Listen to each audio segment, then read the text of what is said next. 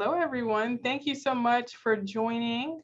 We're going to wait just a couple more minutes, maybe a minute or two, to allow some other students to join, and then we will begin. This is an informal, really just opportunity for you all to converse with Consul Dimopoulos and really get to know more about what he does here in Atlanta and the Southeast region of our states, of the United States. And then also you'll have the opportunity to maybe speak with him as well. So it's a really unique opportunity. We're glad to see a couple of you on here. We'll wait a couple of minutes, but of course, if we don't have too much engagement, we'll have the opportunity to even end a little bit early. I do want you all to know that we are recording. And so even for those who aren't able to attend, this will be posted on our YouTube and we'll share that link with you all as well. Awesome. We'll wait a couple more minutes and then we will begin. Hello, Laura. How are you? Laura is also our intern at Division of Global Affairs. Well, thank you. I'm so excited I got in. I was like, oh, so bummed I couldn't get into the other one. Oh, yes. You missed a really engaging and exciting panel discussion with Consul Dimopoulos and then also with Dr. Collins. They did a phenomenal job. Even went overtime, but people were still engaged and listening. So it was great. That's awesome. Wonderful. Okay, so we're going to begin. I'm actually going to start with the just giving an overview so all of you know what this entails. And so right now, I'm going to give the overview just for a couple of minutes, and then we're going to allow Consul Dimopoulos to kind of talk a little bit about what his role is here at the consulate in Atlanta. And then afterwards, we'll give each of you the opportunity to actually introduce yourself. You can introduce your name, your major, and maybe some of your goals and why you attended this seminar. And then after that, we'll give you all the opportunity to ask any questions. I'll also be the moderator. So there's some questions that we received in registration that I'll ask Consul Dimopoulos as well. And then we will conclude. All right. So thank you all for joining. And I'll let Consul Dimopoulos actually join in and start speaking about your role here. Good morning, everybody. Thank you for joining this session too. What I would like, our role as the consulate, we are like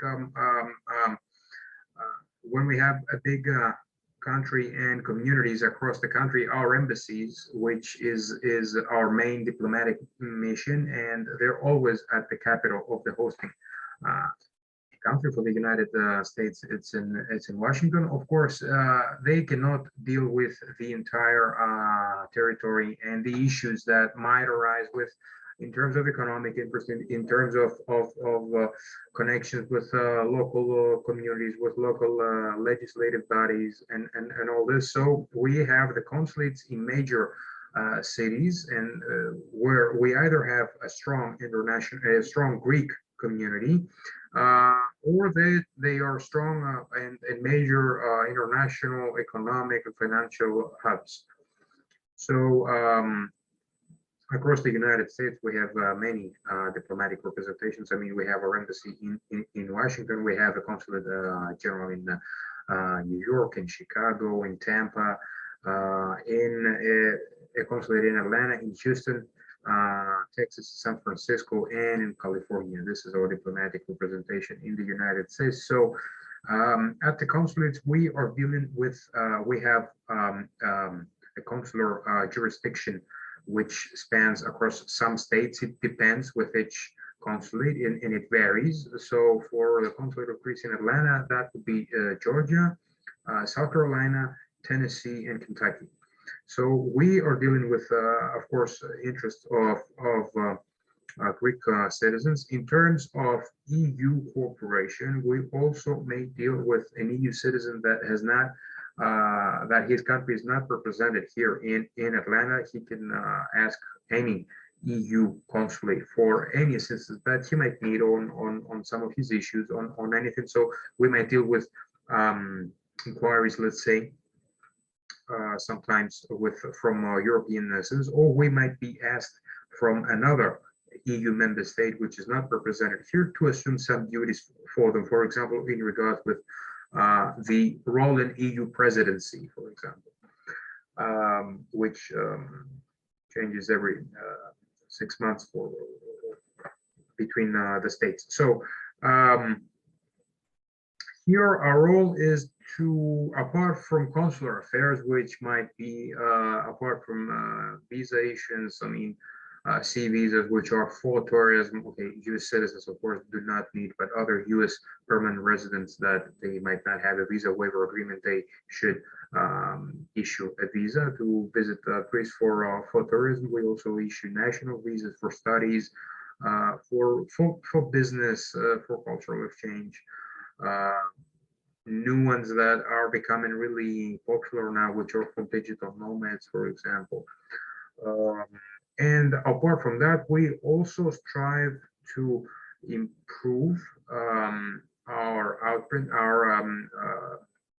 outprint here in Georgia, in South Carolina, in Kentucky, in Tennessee, either with cultural and educational events that we might be organizing, with being in contact and coming in contact with local legislators. Some of them we are fortunate enough to have such two here in the local legislature, in the House of Representatives, which are of Greek origin. We also have one more of Greek origin in South Carolina. So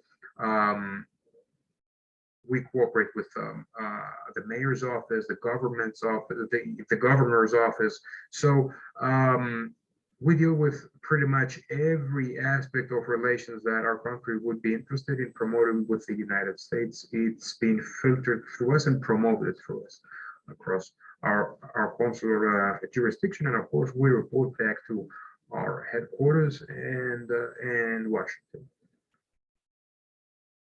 Wonderful. Thank you so much. I didn't actually know all of that information in terms of, I know that with a lot of consul generals, they operate in more places than just Georgia, but it differs. And, with that, and then also being able to coordinate with other legislators within the area and making sure that you do those services of Greece, outside of the country, I think is essential. And just for those who don't really know too much about Consul Dimopoulos, he didn't go over this in detail, but I will. He's been in the Foreign Service since 2015, has had experience really all around the world, from areas within Russia, Central Asia, in terms of, the embassy that he worked on. He also has been promoted to second secretary before he joined Atlanta. And then also, he was in Moscow as well. And so he's had so much experience, received his Master's of International Relations for an international security and defense. And so that's why he had so much expertise in terms of his presentation that he gave earlier today on geopolitics and how it relates to international relations, but then also does amazing work here. And this has actually been the second time that we've worked with him and partnered with him for this year. And he's partnered with our university actually quite a bit in terms of Year of Greece. So we're so excited to have him on here, because I've gone over his bio to, allow him to have some time to also, learn more things about you all as well. So we can start with Laura, but definitely if you can kind of just introduce yourself, your major, your interest, and why you joined the seminar today. I'm Laura Evans. I am currently finishing up my master's in international policy management, and working as an intern with Lola with the Consular Connections program and our ambassador program. And I was just really interested to do this because I had never talked to another consular or any consular, and I thought, oh, this was fascinating. And I knew it was Year of Greece this year, and it was just a program that I just wanted to learn more. And like when you were talking about what a consular does and what you actually specifically do, had no idea that was something that you did, and it was just something I think I just wanted to learn more about today. Awesome. Thank you so much. You're welcome. Thank you. This is, for example, as Lola said, the Year of Greece is an initiative for example, this year, for the 200 years, we've been celebrating our anniversary from since the beginning of our revolution to be liberated from the Ottoman banner. So we were lucky enough to have Kennesaw State University organizing a Year of Greece event. Okay, it has been postponed to the beginning of the rolling agenda because of COVID, but we have started.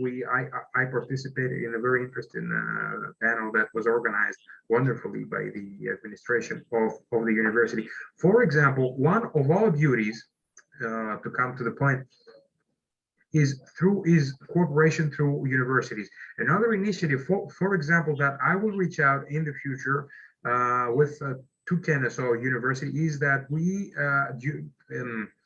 in the framework of the platform Study in Greece, we try to promote educational exchanges between students here in the United States to come to our universities and spend there, for example, a semester where they can also have some educational credits, which will be, of course, beneficial for the CV in the future and their educational development in general. So one of our roles is to connect those people. I mean, universities from here, faculties from here. Let's say I would start with our competitive advantage, with our comparative advantage, which is humanities, okay, and sciences, okay. So we are, one of our roles here as the consulate, and me as a consul, would be to connect, for example, members of the faculty that would like to visit a specific university in Greece, have a group of 20, I don't know, 30 students that would spend their time there, have an educational exchange, see what we could put in the syllabus in general, so that we make it even more interesting. And through this, I also promote my country. I also promote what my country can offer in terms of education. But when you visit the country, you also develop bonds with the country itself, and especially for those apart from visiting as a tourist, especially when you are studying something. I can speak from personal experience. Your level of expertise greatly elevates if you visit the country. I've been dealing with Eurasian affairs and issues long before I go to Russia, and since I've been doing it in Western countries, you know, everybody was a little bit curious. Why are you doing this? Why are you so obsessed? All I can say is when you visit, when I visited Russia, okay, for work, of course, I was posted there, your level of expertise reaches a totally another level. So it is greatly beneficial, for example, for students that are studying archaeology, humanities, anything. When you visit, you go to the museums. We've been speaking today about the Peloponnesian War, about ancient Athens, and if someone reads the work of Pericles, Epitaphius, that he speaks, he addresses the Athenian audience. If you go to that specific region of Athens area in Keramikos, you feel a different connection, which will pay off in the future. So one part would be this for us. Another part that I worked in cooperation with other ministries as well was, for example, to reestablish the direct flight connection that we had Atlanta, Athens, because if we want to do exchanges, if we want to have the visits, okay, flights are essential, you know. We are an ocean apart. So it was something that also falls within our duties, that we must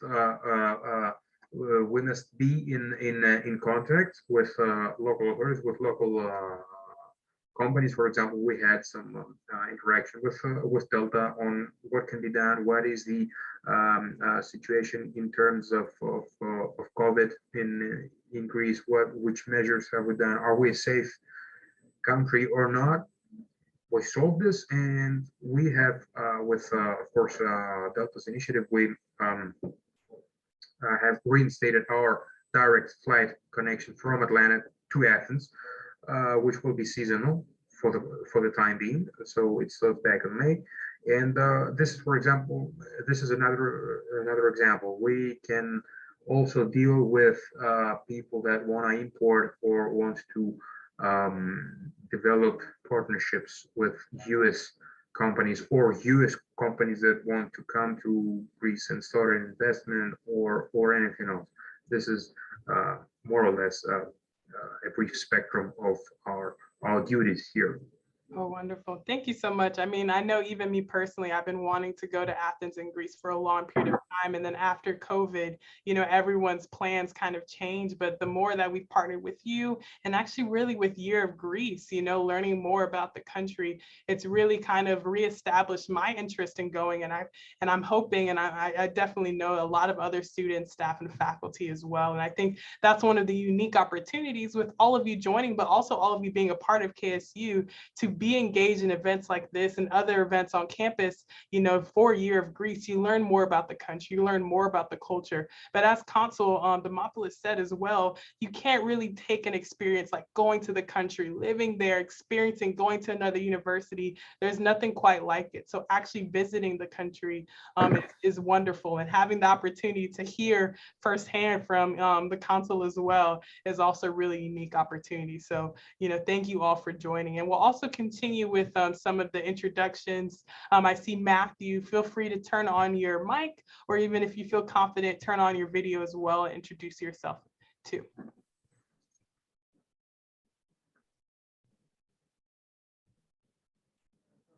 Hi, my name is Matthew Tosh. I'm an international affairs major and I'm a junior.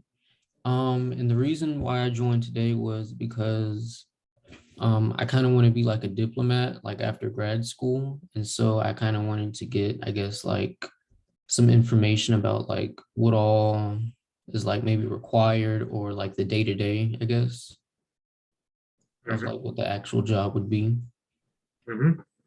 Wow, wonderful. Great question. Consul, I don't know if you want to answer it now or if you want to continue with the introductions, and I can make sure to answer that later too. I would say let's go one by one so that I don't mess up something. No problem. With the info. So Matthew, you want to be a diplomat? Okay. The standards in terms of each country's foreign service are different. Okay. So I can speak for my foreign service, and you're speaking with a person that his dream was not to become a diplomat. So I just kind of ended up here, let's say. Okay.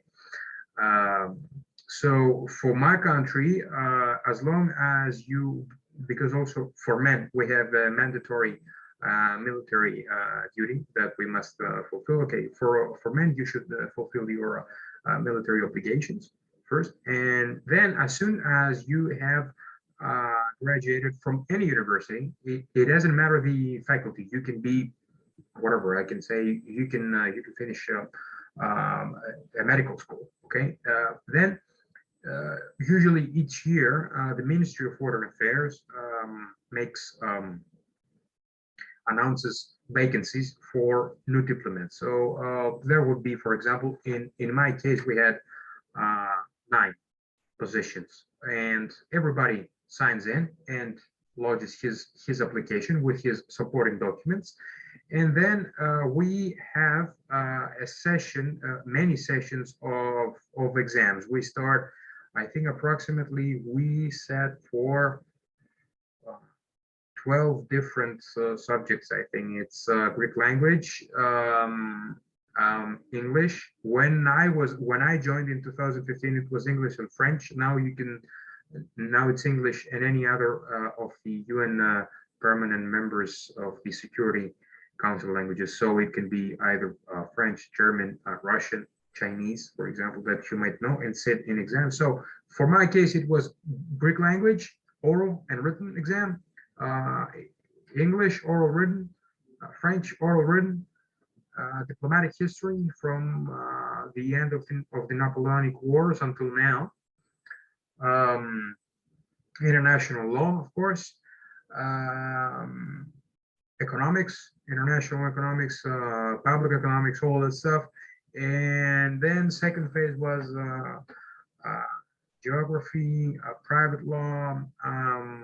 We had many others that I forget.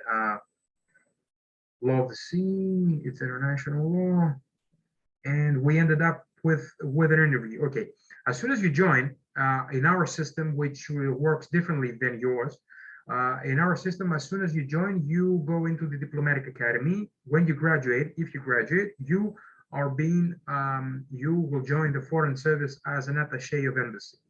So I'm a junior diplomat. I have taken the second grade so far. So it's attaché of embassy, third secretary, second secretary. I'm a second secretary of embassy at the moment. In our system, you serve for approximately 2 years in the headquarters in Athens.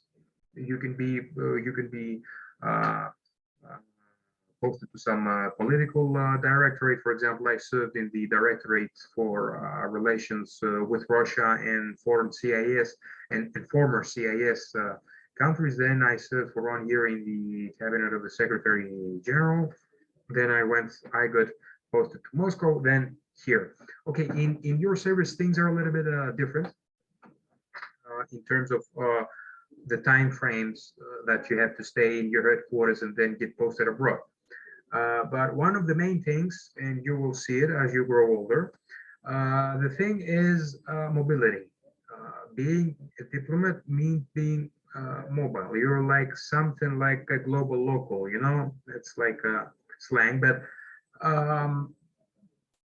your base, let's say, will be the United States, yes, but you will understand that you will end up in your life visiting the United States as a tourist, though you will be, American, so you must adapt into different cultures, different way of living, because as a diplomat, this is the difference with people having business trips. For example, when you're being posted as a diplomat, you go and live there. You have to live there for 2 or 3 years, 4 years, 5 years. So you have not only to live, but you have to do business as well.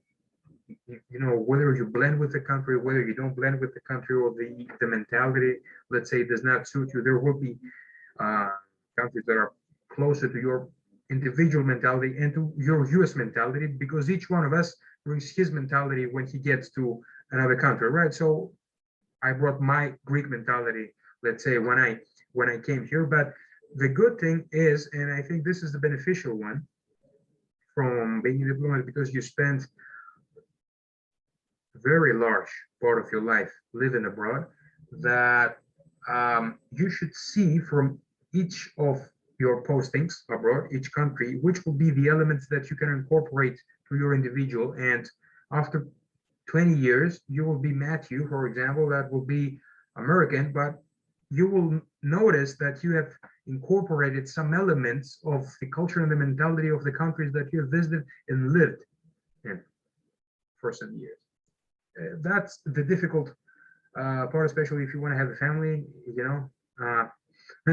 you gotta get used to let's pack and go. It's something that you'll have in your life. Well, Matthew, I hope you were really listening and even taking notes, because you dropped a lot of good knowledge there. Yeah, thank you. Don't be discouraged, but I mean, if you want to join, just And from my conversations with other consul generals in the area, I would say that what Consul Dimopoulos is saying is, of course, he's a consul general or consul here, but it's spot on. You have to be adaptable. You will go to different postings, but I think he's right in terms of personal development. You become truly a global citizen, a global ambassador, and so I think that's absolutely amazing. So thank you so much, Consul Dimopoulos, for that wonderful answer. And I really do hope, Matt, that you continue in this career, and now you have some really good advice as to how to move forward. And then we'll also go to Jinyi. I hope I'm saying that correctly. Please introduce yourself. Yes, thank you so much. Hi, my name is Xinyi, and I also go by Vincent. And I'm actually a student at Georgia Tech, a PhD student in public policy. And there are actually several reasons why I attended the talk. First of all, my research interests fall in climate policy and international relations. So that's, of course, something that's really relevant to the topic of Consul Dimopoulos' talk today. And I was really glad that the topic of sustainability and diplomacy was brought up today. And actually, the second reason I attended was I'm also a bit curious about sort of the role of a consul general as well as like a consulate, since I actually have quite some experience going to consulates with the visa application process, like for traveling or for study abroad, for example. So I was just wondering if Consul Dimopoulos could talk a bit more about like what goes on behind the scenes, like in terms of like visa approvals or like considerations that consulates and embassies need to take, as well as how international affairs or international events like COVID, for example, could affect those considerations. Yes. Look, in terms of COVID and affecting our usual business, let's say, okay, yes, it does. For example, and coming specifically to your questions about COVID and visa considerations, if I am correct, right? Yes, we've faced this. For example, when we had specific directions from our headquarters about accepting visa applications or not. There was a period of time, especially during my previous posting in Moscow, for example, when COVID started, and we had to deal with visa application while there was a ban. What I want to clarify at this moment is that when we speak of tourist visa application, for tourist visa application, Greece is an EU Schengen country. So the law that we're implementing regarding visas is Schengen law, which is common for all EU Schengen countries. Okay, so in terms of that, when we issue a tourist C visa, that is a uniform visa, which is valid for the whole territory of what we call Schengen space. So that means that all countries issuing Schengen visas should abide by Schengen regulations. You have the same rights if you get a Schengen visa from France, let's say, if you get it from Germany, from Spain, and if you get it from Greece. So we should implement the same criteria when examining a visa application. So yes, you're right. It was a little bit difficult in the beginning that we had this EU ban because of COVID restrictions and measures. We had imposed lockdowns, even especially in my country. We had a prolonged lockdown to flatten the curve, of COVID. So we would not allow foreign citizens, non-EU citizens, to travel for non-essential travel. So if you had to travel, you had to come to the consulate, prove that you have an essential reasons. There were some specific reasons listed. Okay, for force majeure circumstances, of course, we would grant it. We would make an exception and allow someone to travel, but someone could not travel just for leisure. Like it was forbidden. So what happens when you lodge your visa application? Okay, so you come, you will speak with a consular representative, and he will put your application into the system. It's the Schengen VIS system that it's interoperable between all Schengen EU countries. So when you lodge an application with me, many of your data, if not all when asked, are also shared with the rest of EU Schengen countries which operate the Schengen VIS system. Okay, so you lodge your application, an employee will take it and will bring it to a consular officer or the consul. Sometimes, for example, because I have experience with visas, I handle the visas here. So if you lodge an application, it will be handled by me. So and if all the documents submitted are abide by Schengen regulations, you will be granted the visa for a specific period of time. If not, you will get a refusal. If there are questions arising, then you might be invited for an interview with the consular officer or the consul. That's for Schengen C visas, for tourism, right? There is a different process for national visas, where each country's migration law is being implemented, and there are a little bit different categories from country, from EU Schengen country to country. If you have anything else that it's more on details, I'm in to answer anything. I mean, anything. Thank you so much, Consul Dimopoulos. And I think you also noted as well, Shani, that you were interested in the consul speaking about sustainability and that topic earlier as well during the panel. I guess to go into that, Consul Dimopoulos, why do you think sustainability is so important for, whether it be EU nations, Greece, or, just world leaders as well? Why do you think that's so important as we connect it to international relations and politics? Yes, sure.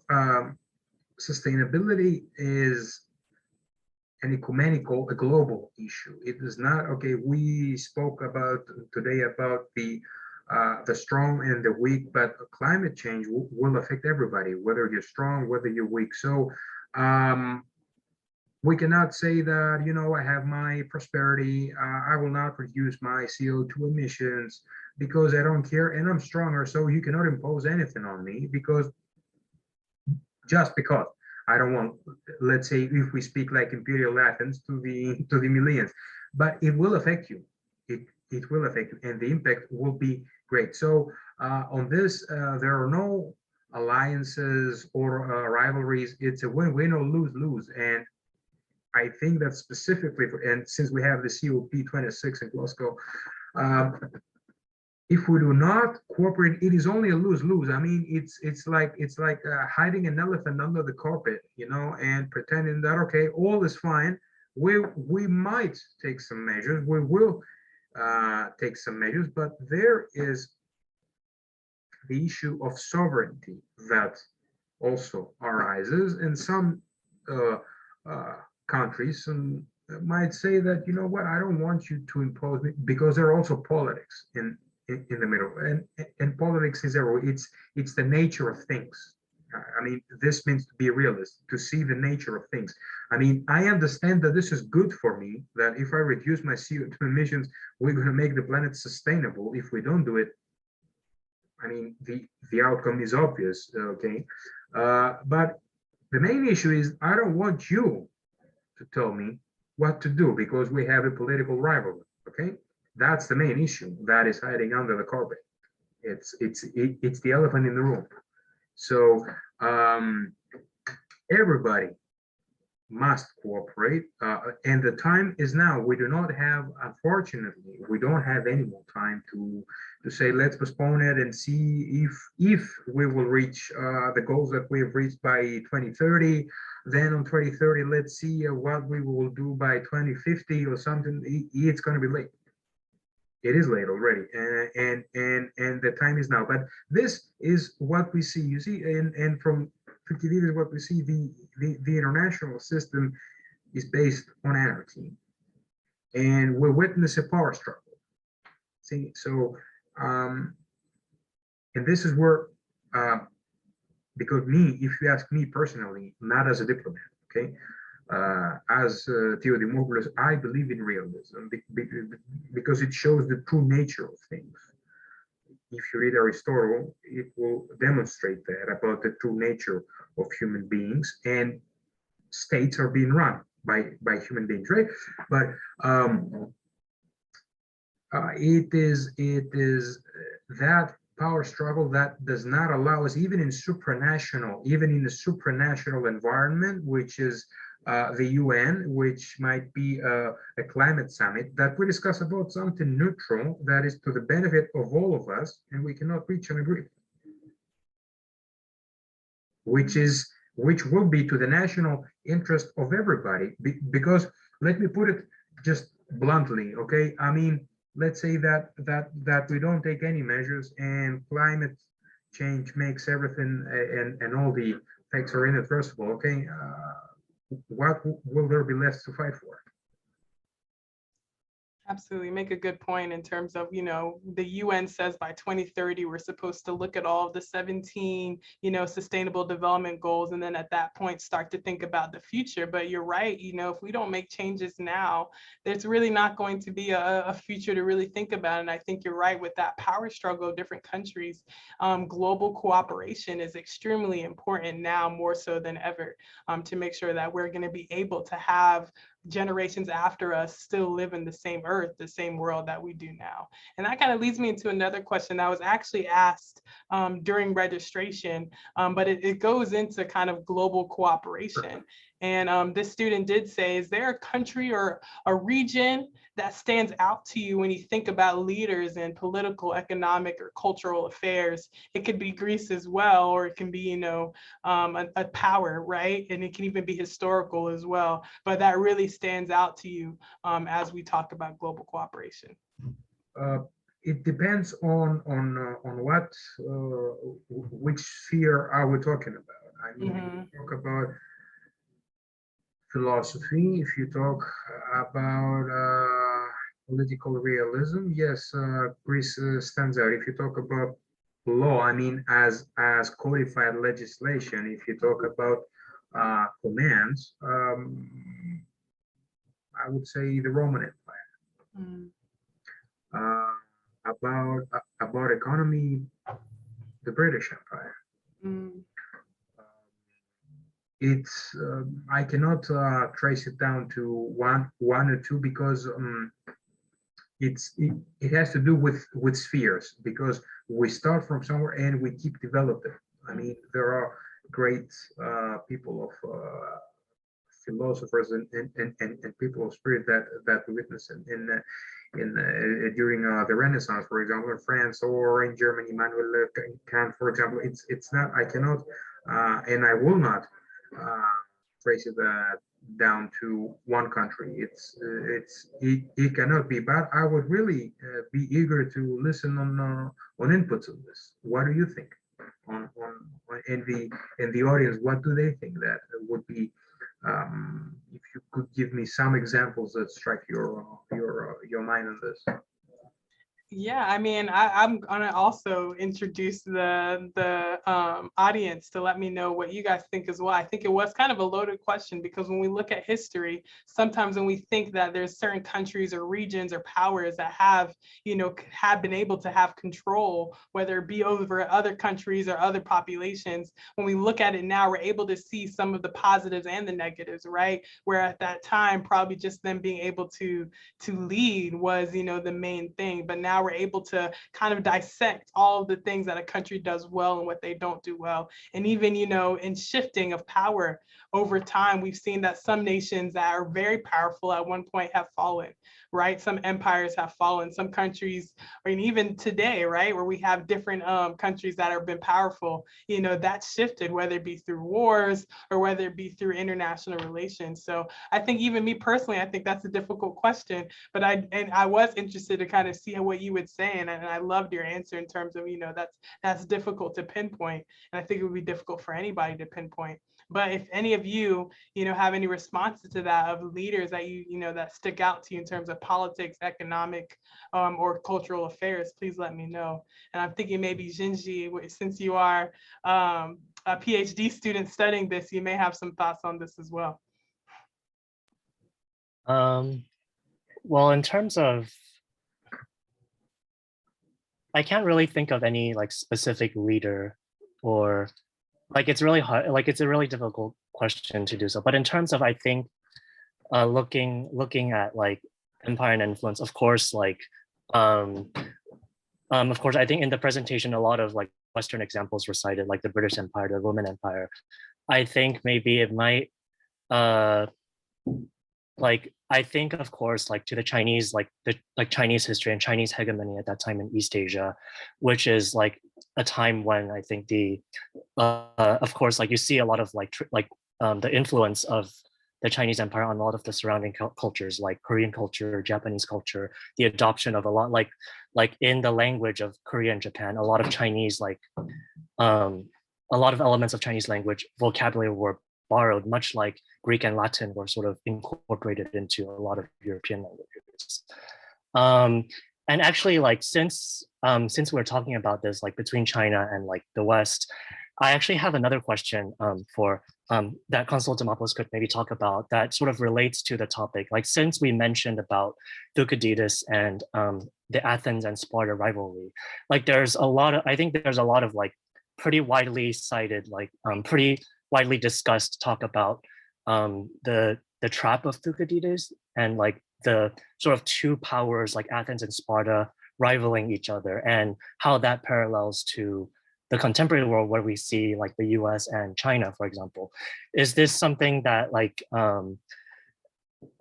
is this like, can we make this parallel, or like is it possible, like is this sort of like a demonstration of, I guess, like realism that's happening sort of in international relations?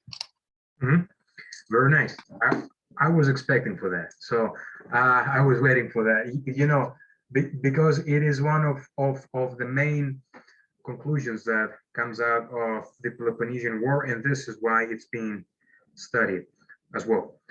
So my answer to your question briefly will be certainly, and more. I would like to give you some more details, starting from Thucydides. Okay, so Thucydides separates, starting from the Peloponnesian War, separates the real cause from the various motives that led to the Peloponnesian War.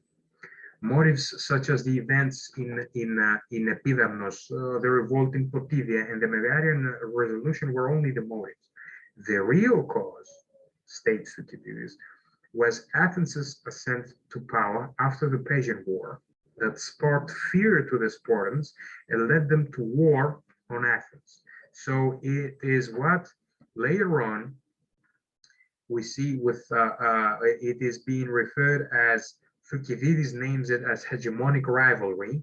Hegemonic rivalry. Later on, we call it as the Hobisian Trap or Schilling's dilemma, which is, and the essence of it, this theory explains why preemptive strikes occur between two groups or states out of bilateral fear of an imminent attack. It is the raise of power in terms of states when we're speaking of states, and when we speak of Athens, because what was the state of play in Athens, in Greece, sorry, 50 years back? We have the Persian Wars. The main, let's say, power of the Greek city-states that we had at that time was Sparta. But through the Persian Wars, the main protagonist of the main actor of the Persian wars was Athens, because they fight in marathon first, the Persians, in 490, and they win.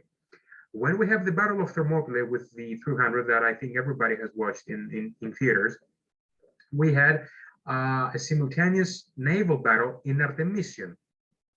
Athens was there as well, through the famous naval battle of Salamina, 480. A little bit later on, it was the Athenian fleets, mainly because Athens was the naval power that decimated the Persians. Last and main battle in Platees in 479, we have also, okay, we have armies from all city-state, but Athens is there as well. So Athens, after the Persian Wars, is coming as a protagonist, and Sparta sees that. After we have also other naval battles, I will not delve into history too much, not to bore you, but Athens is becoming a protagonist after the Persian Wars, and Sparta sees its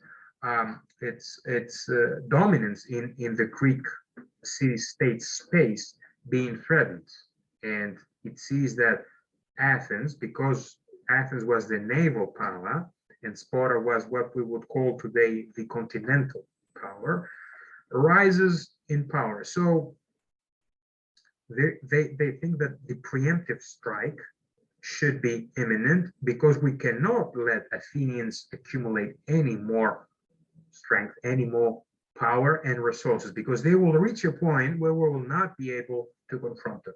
And this is how the Peloponnesian War starts.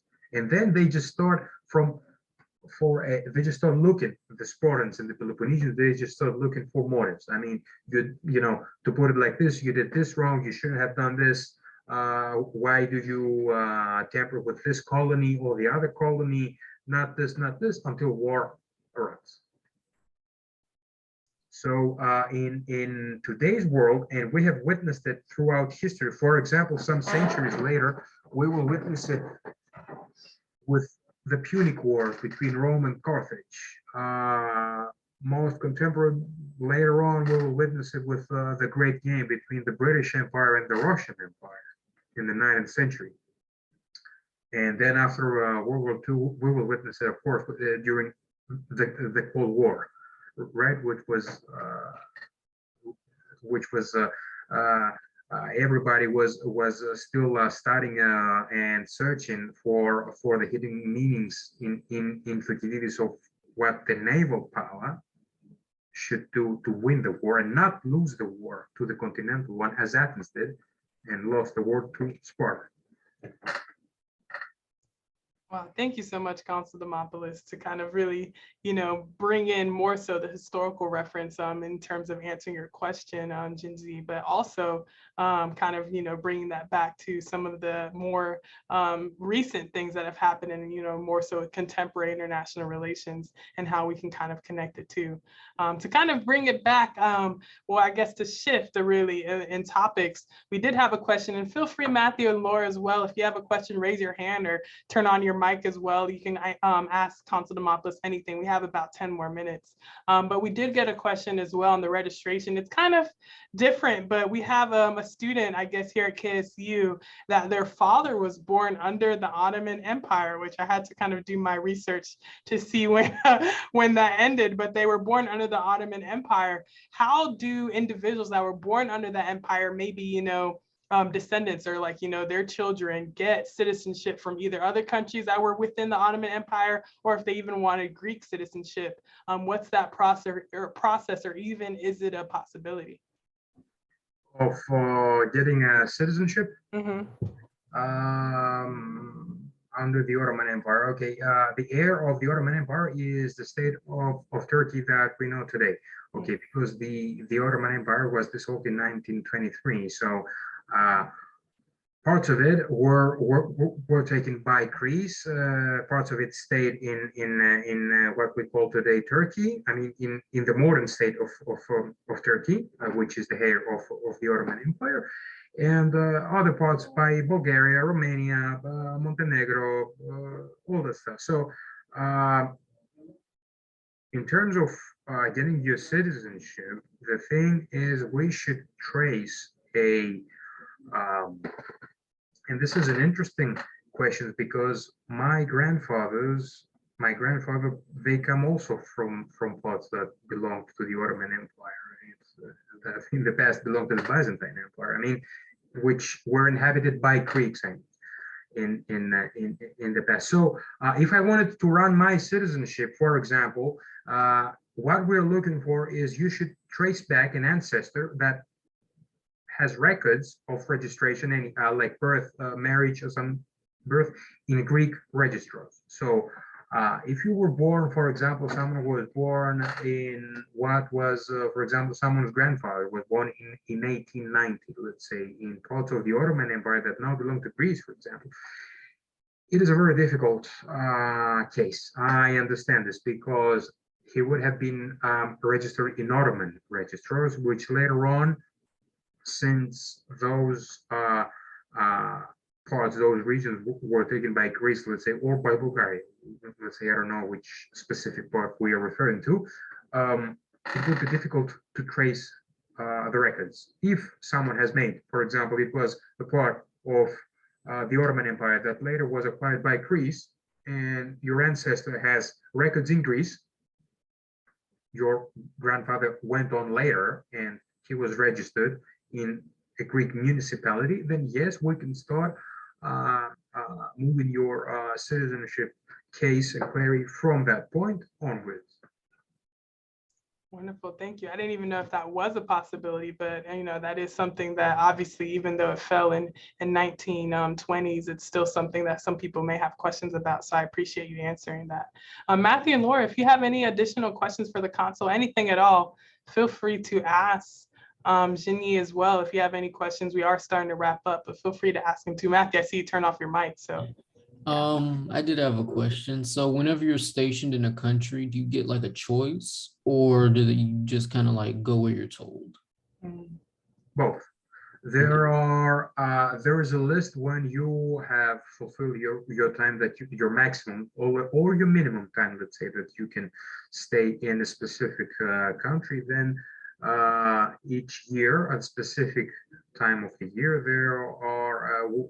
we get new vacancies in new countries. So according to your grade, for example, I'm a second secretary of embassy, I will receive I will know that I can apply, let's say, for positions in those specific countries each year. It might be, for example, anywhere in the world, wherever we have embassies and consulates. So you get to choose one. One of the regulations of the ministry is that there should be a variation between postings. Okay, of course, everybody would like to go only in Europe, because it's very close to us, and so you should change. I mean, it should be like a country in Asia, then it should be something in Europe. Then after Europe, it can be something in Latin America, for example. Then it can be something in Africa, then something in South Asia, Australia, or something like that. There is a possibility that you will not necessarily get what you ask for, and you will be recommended something else. You might be recommended something that you don't like at all. But at any case, if the service judges that you should go to that post, you should go. You cannot deny. I mean, this is what comes with our ministry. It works like this in most of the foreign services. But if the post has been assigned to you, and unless there are no force majeure circumstance, I mean, there might be a health issue that you cannot serve in some specific place of the world. You should go. You must go. Good question. Good question, Matthew. Shinji, I see you have. Oh, and Laura. Well, maybe let's go to Laura first, and then we'll wrap up with you as well. Laura, please ask your question. Consul Dimopoulos, I was just kind of curious, if you could pick where you would go next, where would you go and why? Good question. First thing, first person to ask would be my wife. But anyway, if you ask me, because I'm into geopolitics and I love it, and I will be honest, and I like being honest. Next would be China, because I like this. For me, at least, for what I studied, it was interesting, the transition that I've made, because before I get posted to Russia, I was in the United States. I mean, in Fletcher, I went to Russia. Everybody was asking me, "What are you doing here?" Then I left Moscow. I came to the United States. Everybody's asking, "What are you doing here?" So the next thing for me, for my studies, for my personal background, would be China.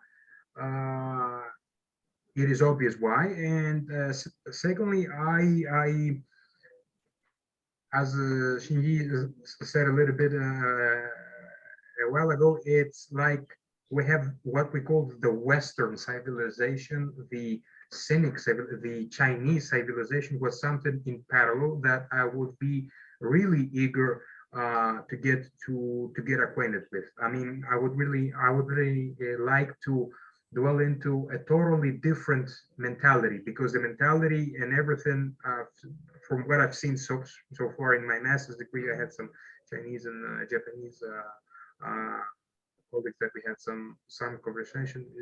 It's totally different, in a different, not in a bad nuance, it's just different. So I would love to. Thank you.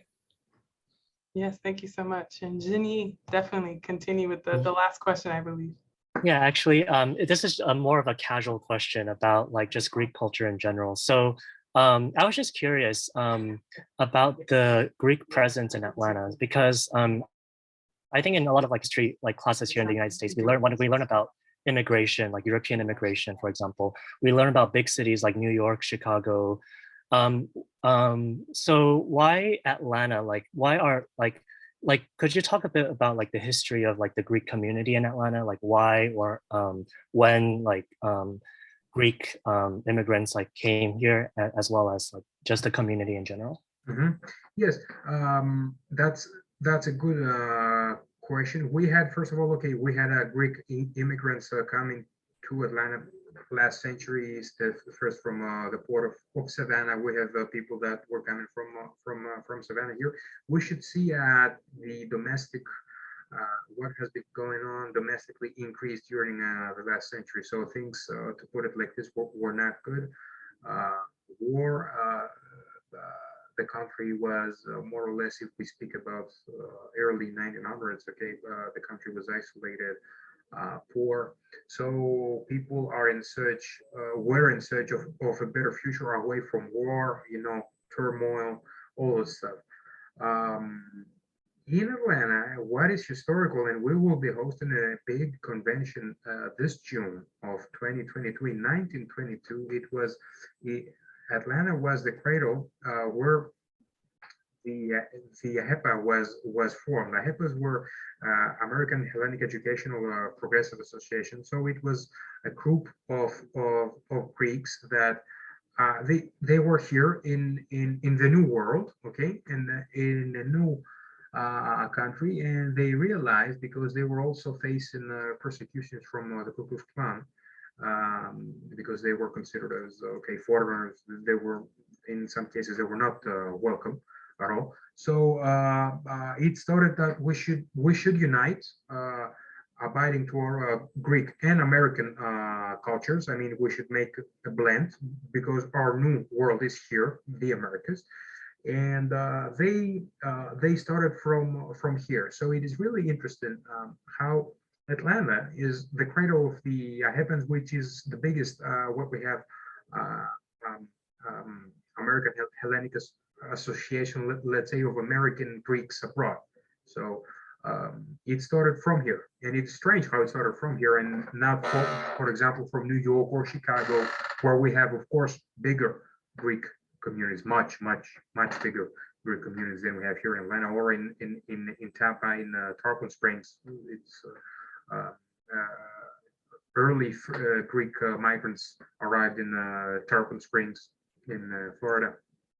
So it is Atlanta where the AHEPAs started from, and it is an organization that is doing a tremendous work and has tremendous leverage here in the United States, promoting Greek culture with in a very nice and not contradicting way with American values and American way of life. It's how, more or less, if I could put it like this, how Greek Americans evolved. Because as I was saying before to Matthew, when you go and live in a country after 4 or 5 years, after you live in a country for 10 years, 15 years, you will see that more or less you become, like, for example, if I start living in America for 15 years or 20, I will become American with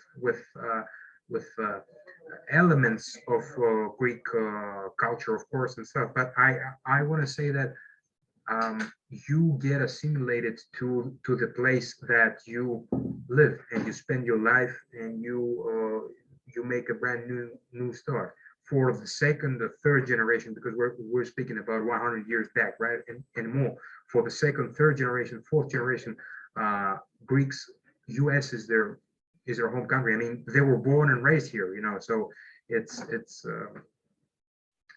the incorporation that passes from generation to generation about the values that you have. And of course, when you're growing up in a different country than the country of origin of your parents or your grandparents. Thank you so much, Consul Dimopoulos. I mean, I've learned so much even within this hour, and of course within the panel discussion about ancient Greece, about Greece today, about, you know, the mingling and, you know, the merging of cultures, but still the values, you know, within Greece, but then also within the United States, and really more so about your role. So thank you so much. Thank you to you all for engaging, for asking wonderful questions. I thought we would end early, and we were end right on time because you guys had phenomenal questions, and Consul Dimopoulos, you had amazing answers as well. I do want to let you guys know that we will send out a recording to you. We'll be on YouTube, so you'll be able to watch this, and other people can watch this engagement as well. And we'll continue this actually into the spring semester. So we will keep you all informed about some of our other events with other consul generals within the area. But thank you so much, Consul Dimopoulos. We are so happy to partner with you again for an event like this, and hopefully to continue this partnership as well, especially through Year of Greece. My pleasure. Thank you very much. Thank you all. Thank you all very much. Bye, everyone. Hey, bye. Bye.